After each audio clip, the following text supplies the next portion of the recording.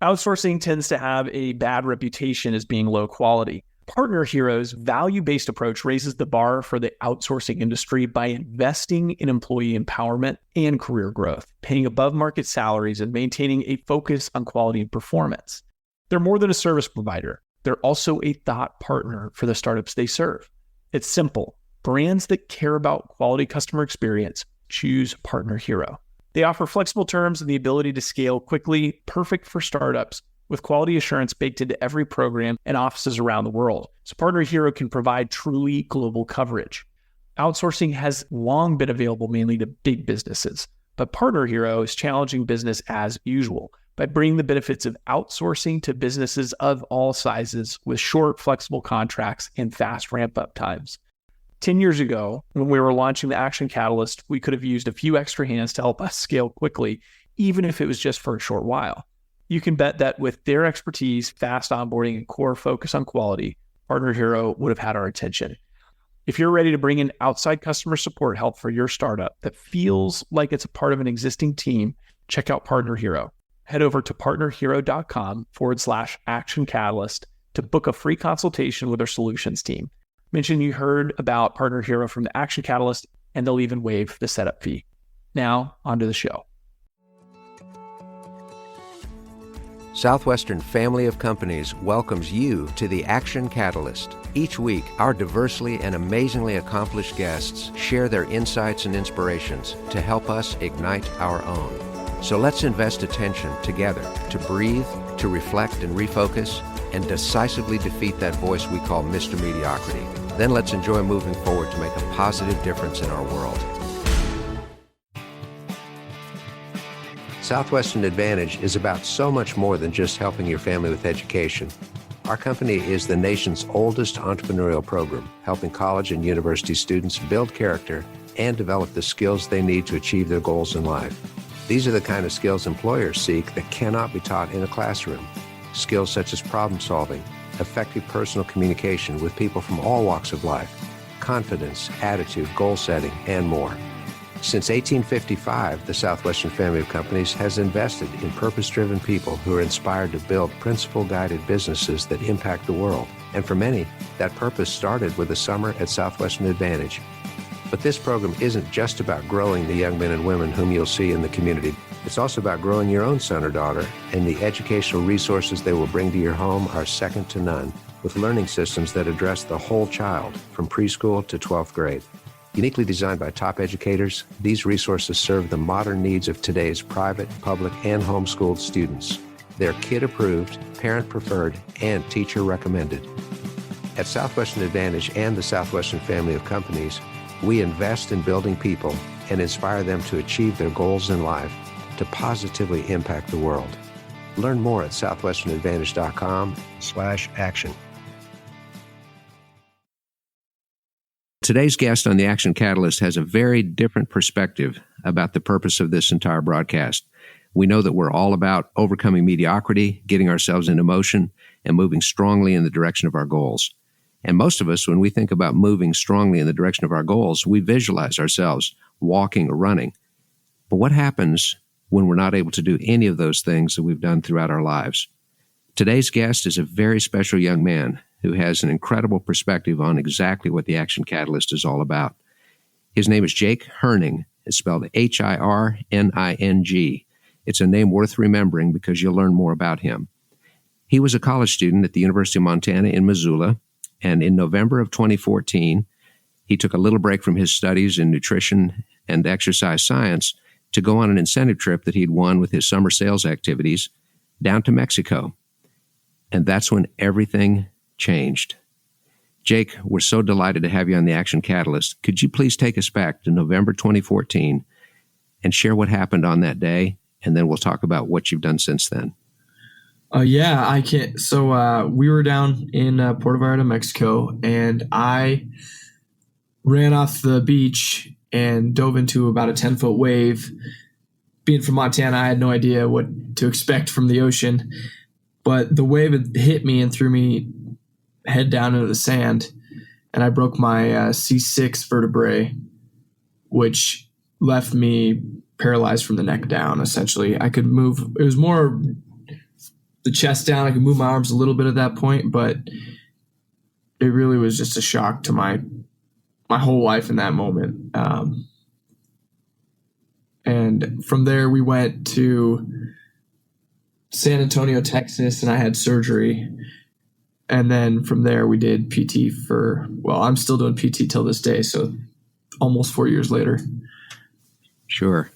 And Jake, I imagine that it's very difficult to just recount those moments, but I understand there were a couple of very powerful things that happened. One was the two Canadians that happened to be walking by the beach when your accident happened. Yes. Can you share a little bit about that sequence? Yeah, so I was on the beach, or basically in the water, and the waves kept hitting me and pushing me back up onto the beach. And there are a couple little boys there who only spoke Spanish, and I didn't know any Spanish besides una más cerveza. So I was basically just waiting, and thank God there was a couple, and they were Canadians. They were a first responder and a nurse, and they were able to see me and be able to get me out of the water and hold my neck so I didn't have any more damage. And I mean, if it wasn't for them, I don't know where I'd be now, you know? Well, wherever they are, we want to thank them so tremendously much.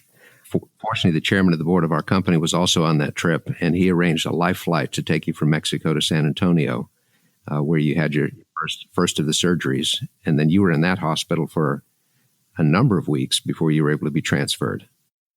Yeah, we were there for, I think it was 4 weeks. And if it wasn't for him being there, nothing would have went as smoothly as it did, because we were able to get surgery within, I think it was 9 hours of the injury from being in Mexico to San Antonio. And just him helping with my mom, helping just really calm her down, because everybody kind of thought I was dead essentially when they got the call that I had broken my neck.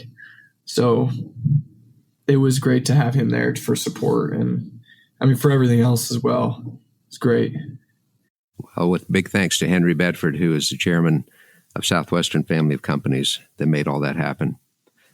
So Jake, you were officially paralyzed from the neck down, but how much control did you have even on your arms? I know you had some sensation, but could you lift things and do it at that point?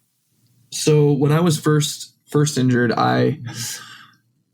I could move my shoulders, so kind of a shrug, and then I could lift my hands up to my chest about. And I mean, I wasn't really able to feed myself at that point. I wasn't able to groom, to even go to the bathroom. Like, that was all nurses and doctors had to help with those things. So yeah, that's where I was right after the injury, essentially. And Jake, not to try to dig too deeply into what I know are difficult memories, but you had been a bodybuilder. You were focused on potentially becoming a professional bodybuilder. Yes. And then to find yourself barely able to lift your hands up to the level of your chest. What was going through your head at that time? Many people give up, and I know you must have felt some despair and a sense of that, but something in you kept you moving and kept you focused. Can you take us back to your memories of what was happening in your mind? Yeah, I mean, there was a pretty big moment of devastation that I lived through, I'd say, through that whole hospital visit. And it was just being scared, really. I didn't know what was happening. I didn't know how to do anything. And from being a bodybuilder, it was huge, because basically all of my confidence that I built up in my physical body was gone in that moment. And I've always had a very positive outlook and a kind of a people pleaser atmosphere. So I would always try to keep those around me smiling. And that really helped me, because there's so many people around me while I was in that situation that I was able to do that, like to please those people. And it made me feel good about myself. But really, to me, what's really incredible is that you couldn't move, but somehow you were able to visualize a future for yourself. Yeah. In the early days of that, it was hard to see what that was, because it was all so new. But I knew that this wasn't the end. And I know that I'm in control of my life, so I get I get to choose.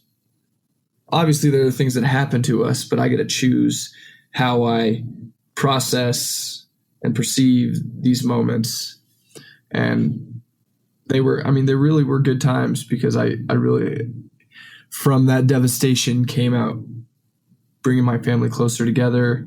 All my friends and family, like seeing those people stick through, and then helping them all meet up and be together more. It was like, there's such a great thing that came out of that, as well as just personally, I've grown so much as a person. Like, I don't depend on my physical being. I mean, health is huge for me, but I don't require a look to be confident anymore. I'm just confident in myself. Right. So you had to really dig deep and realize that there was so little you could control in the situation, and instead focus on the things that you could control, and avoid that sense of despair, because you could just figure out what was the next step and try to take that step. Yeah, exactly. It was definitely realizing that I'm in control of my life. Like, everyone in their lives have things that happen to them, but you choose if it really defines you. It's absolutely incredible. Now, fast forwarding quite some time, I remember in January, a bit more than a year after this all happened, you came to Nashville. You were a part of a big recruiting seminar. You had a chance to reconnect with people. And then a couple of months later, I was at the University of Colorado in Boulder, and you were there. And we were able to spend a little bit of time together talking and racing across the campus. I have to say, it was really hard for me to keep up with you when you were in your chair. Right. But it was an adventure. And while we were there, you shared with me that some bodybuilders at a local gym, very ripped guys that would probably scare the rock away, had befriended you, kind of taken you under their wings, supported you, and built you up as well. What's the role of finding people when we're in this situation, as opposed to trying to cope with everything alone? Trying to take things on alone it's a prideful thing that is good to let go of, I think, because if there are people there who can help or relate, or because I met with those guys, and I met with a lot of other people, like on my wheelchair rugby team, and without them, I would be way less than where I am now, just in like recovery and challenging myself, and as well as like Rick and all the guys at the gym. I mean, you want people. If you want to be away, I think one of the best things to do is surround yourself with people who are like that, who are what you want to be, who are positive, driven, and they all have like a like-minded goal. That's something that I've really embraced after my injury, is surrounding yourself with great people. Yes. And you said a minute ago, your wheelchair rugby team. Tell us about that. Yeah. So wheelchair rugby, that's my, I've been doing bodybuilding as like still just more of a maintenance, and I've never been a big sports guy until I started the wheelchair rugby team and like that team sport atmosphere. And that's what I'm actually striving for now, is being an Olympic player on the USA team. There's 4 of our guys are on the Olympic team right now. And I mean, it's one of the best aggressive, like full contact sports that you could do in a wheelchair as a quadriplegic, because there's no like limit. Like, you can hit people with your chair, flip chairs. Like, it's pretty aggressive, but I mean, you can't punch people out or anything, but that's probably better not to happen. But well, you're not supposed to do that in normal rugby either. Yeah, right. Exactly. It's a really good atmosphere though, because those guys they've all been anywhere from injured for a year, or some of them 20, and then they can help, like me in my situation being so new to it, they can really help you get a great perspective, as well as like solve those problems that you're faced with daily. Absolutely. So surrounding ourselves with people that can help not only give guidance and comfort, but also inspire us and motivate us, I think is absolutely fantastic. Now, you made a comment a second ago that I found was interesting. You said we have to let go of our wish to do everything on our own, because that can be somewhat prideful. But I've also heard you say it's really important that we maintain pride. So how do you differentiate when a good feeling of pride versus when you feel like you become kind of prideful? I'd say when you become prideful is when you almost go out of your way to say, no, I'll do it myself. Like, so what I do is I'll use my pride when I'm on my own, when there's no one like that to help. It's like kind of this is actually a hard question. Let me. I saw a YouTube video where you spoke about pride is the ability to really just look yourself in the eye at the end of something and say, okay, I did what I could. I met my own standard, and that's a great feeling, and that's self-sustaining. Yeah, that is. Okay, yeah. I forgot you watched my YouTube videos. It's perfect because I did have a whole conversation about this. So yeah, it's when if there's something that you're afraid to do, that it's like, well, I'll have somebody do that. It's like, well, that's not the defining moment. Like that's when you should do it, is when you're afraid to do it. But when it comes to, like, if somebody's helping you, just like comes up and, hey, could I help, like, with the door? Like, for me, like, I can't always get doors very quickly. I'm like, yes. Like, and I'm not being mean to that person just to have my pride, So letting people help, and then when you feel challenged, though, taking that on, Got it. Because each challenge prepares you for the next. It's like a building block process, right? Yeah, exactly. Like when I was this last week, when I was in Montana, I'm trying to get enough confidence to go downstairs, and you got to start small. So I've been just riding a wheelie everywhere and then going down curbs. And it's the more comfortable I become with that, the better. But if there's a flight of stairs, I'm not just going to send it if my buddy's there, Yeah. Well, that makes sense because you want to be doing those stairs a long time in the future. So taking time right now. Yeah, exactly. Yeah, I think that's awesome. And through it all, I mean, I'm sure our listeners can detect your laughter. You have a tremendous laugh, and you have a great ability to laugh at situations. You often laugh at yourself. Is that important to you? Has it always been important, or has it become more important to keep the humor, to keep the lightness, even when you're faced with such adversity? It definitely was important before in my life, but it's become so much more now because, like, as a quadriplegic, there's a lot of moments that I'm in that are awkward for people. And one reason I laugh at myself in those situations is to make them feel more comfortable, because a lot of people don't know what to do or how to act. So it's like there's a weird stigma about people who have disabilities, that you have to act a certain way, or like. Now, you mentioned that a lot of people don't know how to act around somebody that's quadriplegic. I saw a great video about your grandma. When you were smarting off to her, she certainly knew how to react to you. Oh yeah. Oh, that was one of my good friends' grandmas, and she put me in my place real quick with a face full of water. Right. So you're good buddies, grandma. I think that's absolutely fantastic.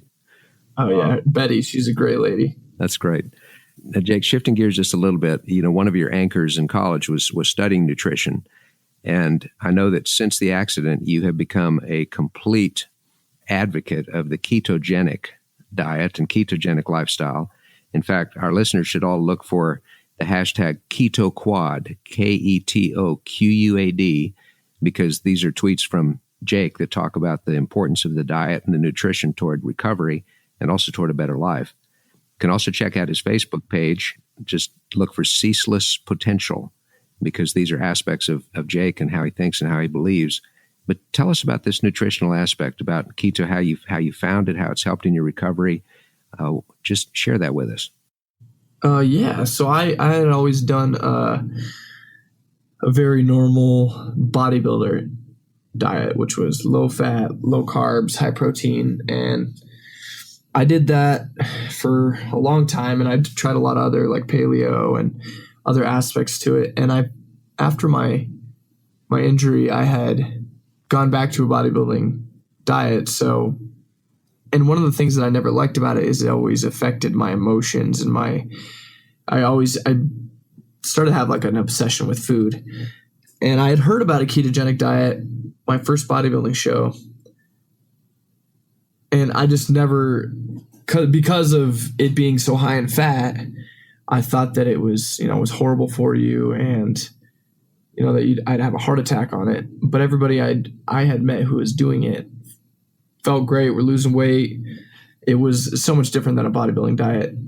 And now that there's studies out actually showing that it doesn't affect mortality rate with like heart attacks, that's pretty amazing. But I started 3 years ago, and it was more curiosity than anything because there were so many people saying how great it was for them.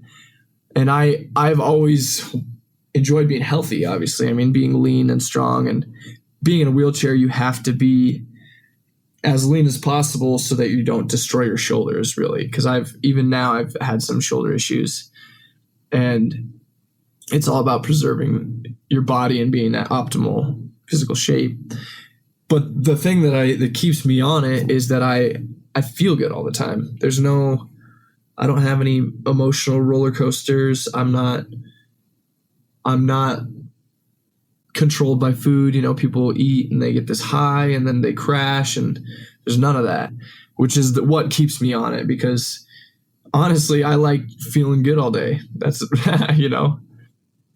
and among other things, it helps with so many other things. Like a lot of clients that I'm working with definitely dropped weight very quickly. Like my stepdad's dropped 80 pounds he was 320, and that was in about 6 months. And then my sister-in-law, she's been doing it for celiac disease because it gives her way more options. So, I mean, there's so many things that can help with. People do like cancer prevention too. So it's amazing. Well, it really is. And for our listeners that are maybe not quite as familiar with it, ketogenic is not a brand name. This is not somebody's product that they packaged up. It's actually one of the most long-studied ways of eating. Began really in the 1920s as a way to try to help people that had epilepsy, because they found the connection between eating this way and keeping brain function normal was very, very strong. So this is one of the oldest, most detailed and researched way of eating. It's not a fad, or it's not a freakish new flavor of the month when it comes to how we eat. Dan, I've heard you're doing ketogenic diet. Is that right? Yeah, I got really strict on it right after New Year's. To quote Zig Ziglar, I looked in the mirror and found I had Dunlop's disease. My stomach had Dunlopped over my belt. And my wife and I both went on it very strictly. And in 6 weeks' time, I dropped 17 pounds. And the cool thing about it was I never really felt hungry. I had always been raised to really reduce fat. Don't do all those things because fat's going to make you fat. Mm-hmm. And as I've done more reading on it, that's really not correct. If I can summarize the basic principles that I was taught, and you're the expert in this, we do want to take 60 to 70% of our calories in the form of healthy fats. We want to do what's called intermittent fasting, which is to have sort of a window of time where we consume our food, try to do it all within 6 hours or 7 hours. And the rest of the time, we're just consuming water and things that are good for us that way. And almost completely cutting out any kind of processed sugars, things like potatoes, breads, starches, etc., because those turn to sugar. And our bodies love sugar because they like to turn it into the wrong kind of fat. So is that a reasonably short summary? Yeah, that's exactly it. And the one thing I would add in there is, on a ketogenic diet, your metabolism will use saturated fat. So the typical bad fats like animal fat, coconut oil, any saturated fats are good. Like, you want to eat those. And the ones I would say to avoid is like canola oil, vegetable oil, because they're all synthetic. They've all been created from a carb essentially. And they're trans fat. Yeah. And that's horrible for you. So just avoid those fats, if anything. And yeah. Well, I'm sure that people could reach out through Facebook to learn a little bit more about keto through your Ceaseless Potential or Jake Hirning. Yeah, Instagram's really good avenue as well. It's Keto Quad on Instagram, and then YouTube. I have a YouTube channel, Keto Quad, so it's basically everything Keto Quad. Well, that's excellent. You going to have some wheelchair rugby videos for us? Oh yeah. I'm popping them out. I think that's great. Jake, you've been very giving and sharing of yourself and very open, which we really appreciate. If you were to put yourself into teacher mode right now, what would be a couple of things that you would advise some of our listeners that are feeling a sense of despair, like their goals are just out of reach, they're not where they want to be, they don't feel good about themselves? What would be some steps that people could start right away today that could help them bring back where they want to be? I would say the first thing, if I was in those situations like despair, is to know that this moment is temporary. Like what you're feeling, what you're going through is just temporary. And you get to decide how you react to this situation. You know, it may suck really bad and it might be a horrible situation, but you can come out of it a better person.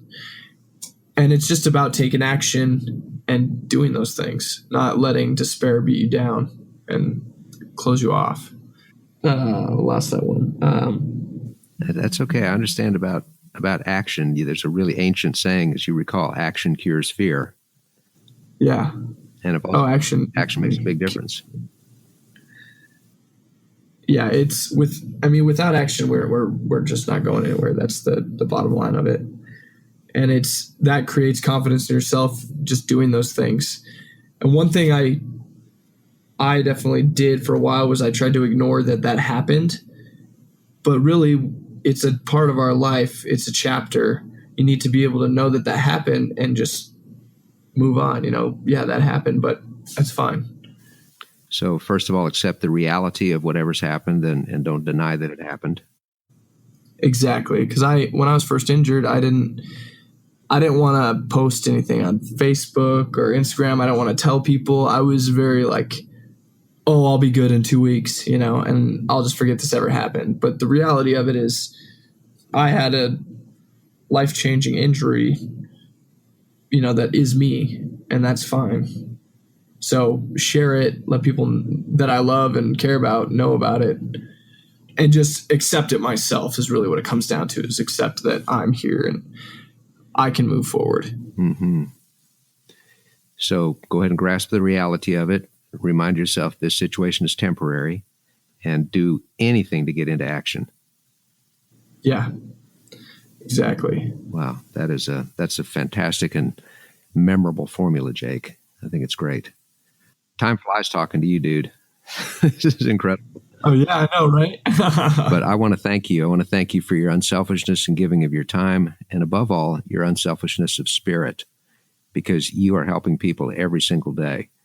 And to me, it's more than inspiring. You're brilliant. You're brilliant emotionally. You're brilliant intellectually. You're brilliant in relationships. And you are somebody that has ceaseless potential. You never give up. And it's incredible to talk to you, Jake. Thank you so much, Dan. You're a great man. Well, I am if you say I am. I'll believe it if you say it.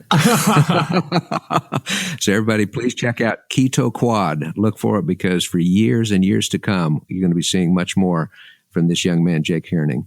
So Jake, you're phenomenal. Thanks so much for being with us here on the Action Catalyst. Thanks so much for having me.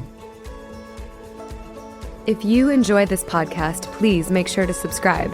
To stay updated on everything that the Action Catalyst is up to, make sure to follow us on Facebook and Instagram at Action Catalyst Podcast and Twitter at Catalyst_Action. Thanks for listening.